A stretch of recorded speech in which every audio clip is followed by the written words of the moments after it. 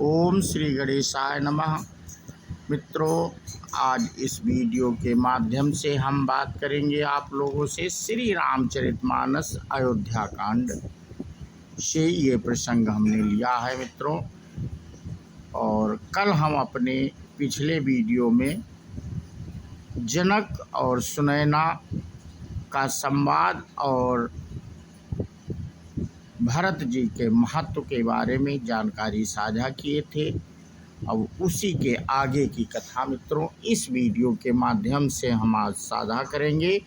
जनक वशिष्ठादि संवाद, इंद्र की चिंता और सरस्वती का इंद्र को समझाना। तो इस पे हम आज इस प्रसंग पे मित्रों के माध्यम से, इस वीडियो के माध्यम से हम बात करेंगे। तो बिना देरी के हम शुरू करते हैं। आप आश्रम धरिय पाऊ, और भयउ स्नेह शिथिल मुनिराऊ। करि प्रणाम तब राम सिधाए, ऋषि धरि धीर जनक पहियाए। अतः आप आश्रम को पधारिए। इतना कहकर मुनिराज स्नेह से शिथिल हो गए। तब श्री राम जी प्रणाम करके चले गए और ऋषि वशिष्ठ जी धीरज धरकर जनक जी के पास आए। गुरु जी ने श्री रामचंद्र जी के शील और स्नेह से युक्त स्वभाव से ही सुंदर वचन राजा जनक जी को सुनाए और कहा, हे महाराज, अब वही कीजिए जिसमें सबका धर्म सहित हित हो। ज्ञान निधान सुजान सुचि, धर्म धीर नरपाल। और तुम बिना समंजस समन को समर्थ ही काल। हे राजन, तुम ज्ञान के भंडार, सुजान, पवित्र और धर्म में धीर हो। इस समय तुम्हारे बिना इस दुनिया को दूर करने में और दुविधा को दूर करने में और कौन समर्थ है। मुनि वशिष्ठ जी के वचन सुनकर जनक जी प्रेम में मग्न हो गए। उनकी दशा देखकर ज्ञान और वैराग्य को भी वैराग्य हो गया, अर्थात उनके ज्ञान वैराग्य छूट से गए। वे प्रेम से शिथिल हो गए और मन में विचार करने लगे कि हम यहाँ आए, यह अच्छा नहीं किया। राजा दशरथ जी ने श्री राम को वन जाने के लिए कहा और स्वयं अपने प्रिय के प्रेम को प्रमाणित सच्चा कर दिया। प्रिय वियोग में प्राण त्याग दिए, परंतु हम अब इन्हें वन से और गहन यानी वन को भेजकर अपने विवेक की बड़ाई में आनंदित होते हुए लौटेंगे कि हमें जरा भी मोह नहीं है। हम श्री राम जी को वन में छोड़कर चले आए, दशरथ जी की तरह मरे नहीं। तपस्वी मुनि और ब्राह्मण यह सब सुन और देखकर प्रेमवश बहुत ही व्याकुल हो गए। समय का विचार करके राजा जनक जी धीरज धरकर समाज सहित भरत जी के पास चले। भरत जी ने आकर उन्हें आगे होकर लिया, सामने आकर उनका स्वागत किया और समयानुकूल अच्छे आसन दिए। तिरहुत राज जनक जी कहने लगे, हे तात भरत, तुमको श्री राम जी का स्वभाव मालूम ही है।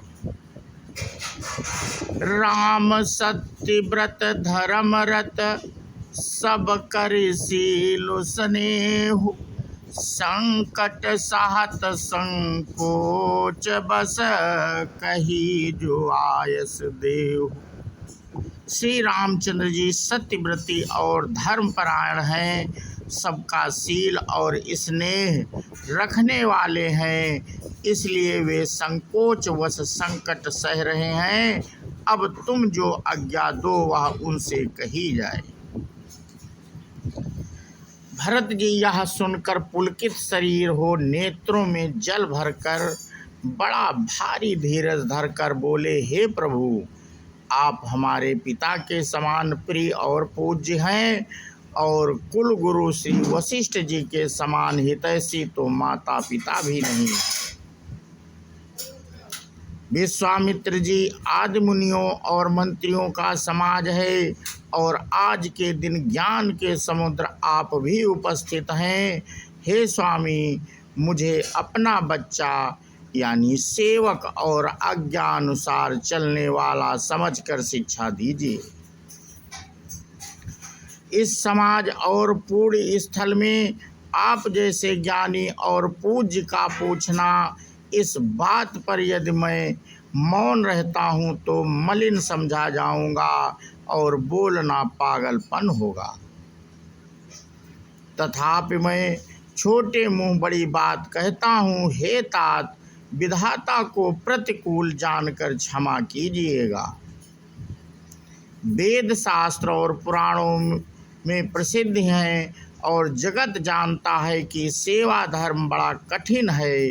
स्वामी धर्म में स्वामी के प्रति कर्तव्य पालन में और स्वार्थ में विरोध है।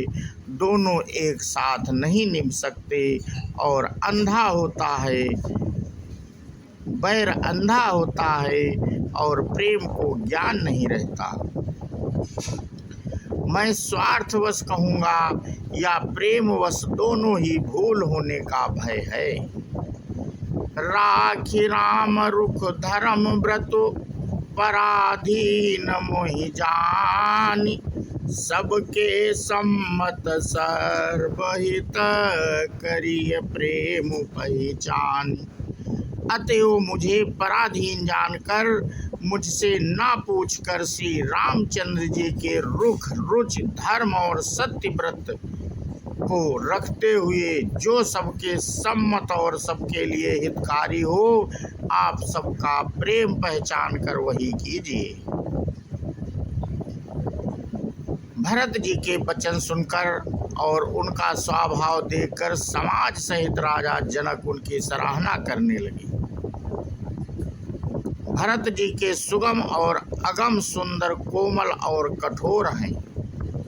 उनमें अक्षर थोड़े हैं परंतु अर्थ अत्यंत अपार भरा हुआ है। जैसे मुख का प्रतिबिंब यानी दर्पण में दिखता है और दर्पण अपने हाथ में है, फिर भी वह मुख का प्रतिबिंब पकड़ा नहीं जाता। इसी प्रकार भरत जी की यह अद्भुत वाणी भी पकड़ में नहीं आती, शब्दों से उसका आशय समझ में नहीं आता, किसी से कुछ उत्तर देते नहीं बना।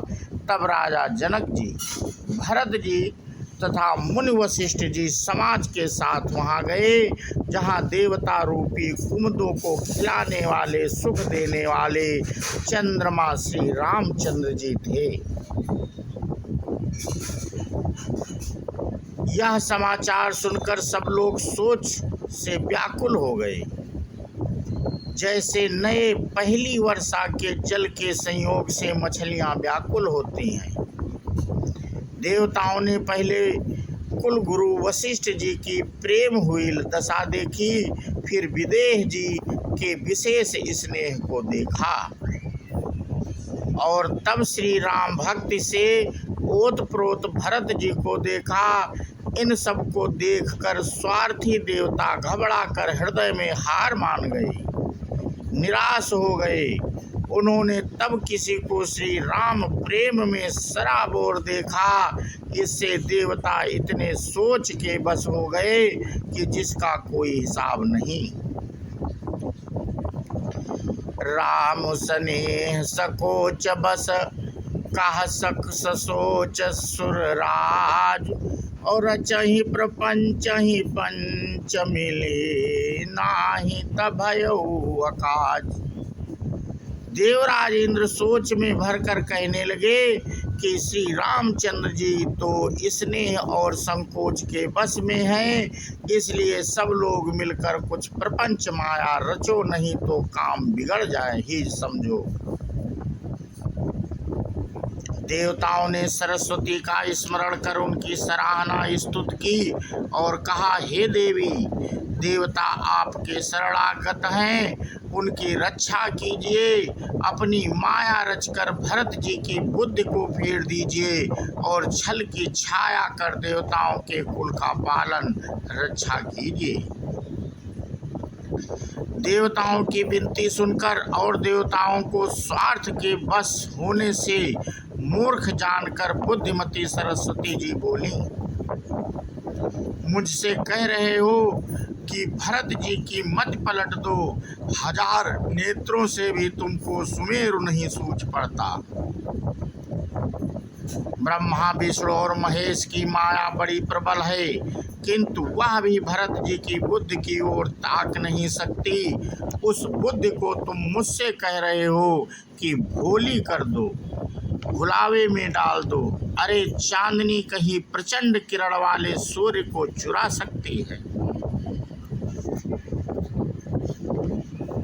भरत जी के हृदय में सीता राम जी का निवास है। जहाँ सूर्य का प्रकाश है वहाँ कहीं अंधेरा रह सकता है।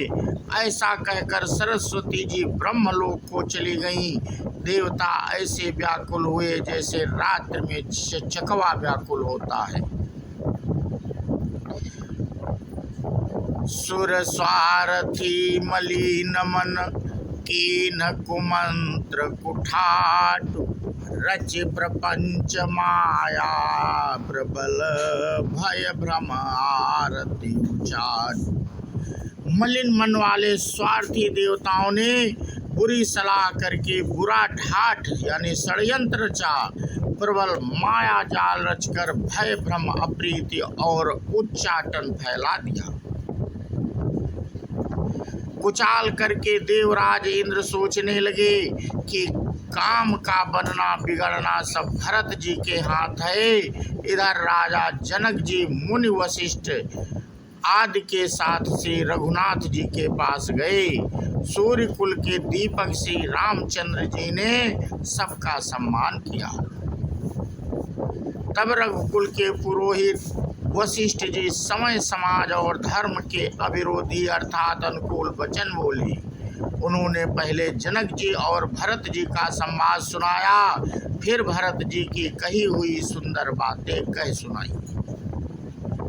फिर बोले, हे तात राम, मेरा मत तो यह है कि तुम जैसी आज्ञा दो वैसा ही सब करें। यह सुनकर दोनों हाथ जोड़कर श्री रघुनाथ जी सत्य सरल और कोमल वाणी से बोले, आपके और मिथिलेश्वर जनक जी के विद्यमान रहते मेरा कुछ कहना सब प्रकार से भद्दा यानी अनुचित है।